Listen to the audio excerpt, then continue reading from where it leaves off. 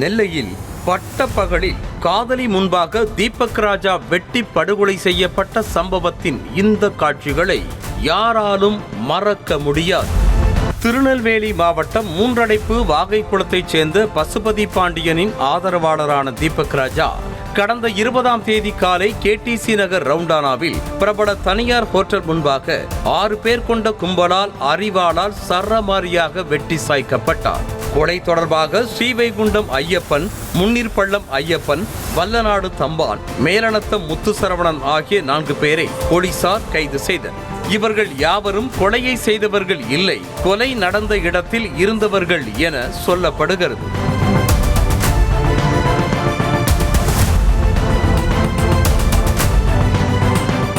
கொலைக்கு மூளையாக செயல்பட்ட நவீன் என்பவனையும் அவன் தலைமையிலான கொலைகார கும்பலையும் பிடிக்க தீபக் ராஜாவின் உறவினர்கள் வலியுறுத்தி வந்தனர். இந்த நிலையில்தான் தலைமறைவாக இருந்த நவீனையும் அவனது கூட்டாளிகளான லெப்ட் முருகன், லட்சுமிகாந்தன், சரவணன் ஆகியோரை திருச்சியில் வைத்து தனிப்படை போலீசார் கைது செய்தனர். அத்தோடு அவர்கள் பயன்படுத்திய காரையும் போலீசார் பறிமுதல் செய்தனர்.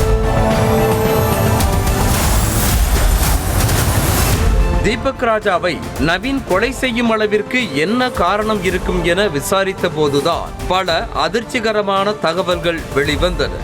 கைதான நவீன் சென்னையில் ஆற்காடு சுரேஷ் என்பவர் கொல்லப்பட்ட வழக்கில் முக்கிய குற்றவாளியாக கருதப்படுகிறான். மேலும் இவன் மீது கஞ்சா கடத்தல் வழக்குகளும் நிலுவையில் உள்ளதாக கூறப்படுகிறது.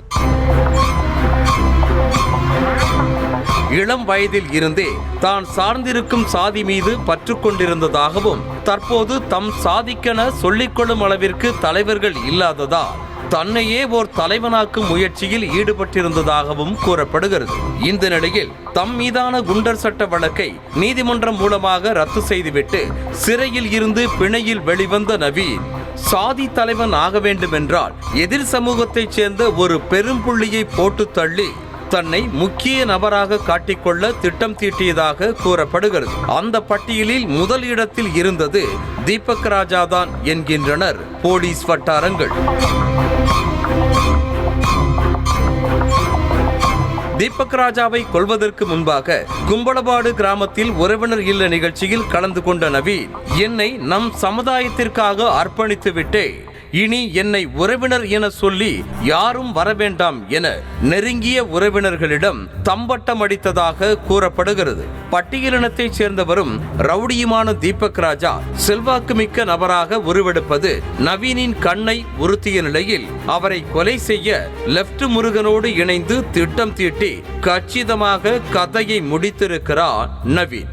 மேலும் தாம் தான் இந்த கொலையை செய்தது என்பது தெரியாமல் இருக்க சாமர்த்தியமாக 4 பேரை செட் செய்து பாளையங்கோட்டை போலீஸ் நிலையத்தில் சரணடைய செய்திருக்கிறார் நவீன். நவீன் தான் கொலையை அரங்கேற்றியது என போலீசாரின் புலன் விசாரணையில் தெரிய வந்தது. இதனால் நவீனையும் அவனுடைய கூட்டாளியான லெப்ட் முருகனையும் போலீசார் வலைவீசி தேடி வந்தனர். இந்த நிலையில்தான் செயல்படாமல் இருந்த தனது சிம்மில் ரீசார்ஜ் செய்த லெப்ட் முருகன் உறவினர்களிடம் பேசியதாக கூறப்படுகிறது. இந்த செல்போன் டவரை வைத்துத்தான் நவீன், லெப்ட் முருகன், லட்சுமிகாந்தன், சரவணன் ஆகிய 4 பேரை திருச்சியில் வைத்து தட்டி தூக்கினர் காவல்துறையினர். அப்போது நவீனும் லெப்ட் முருகனும் போலீஸ் பிடியில் இருந்து தப்ப முயன்ற போது கீழே தடுக்கி விழுந்ததில் கை கால்களில் எலும்பு முறிவு ஏற்பட்டதாகவும் அதனால் அவர்களுக்கு மாவுக்கட்டு போடப்பட்டிருப்பதாகவும் தகவல் வெளியாகியுள்ளது.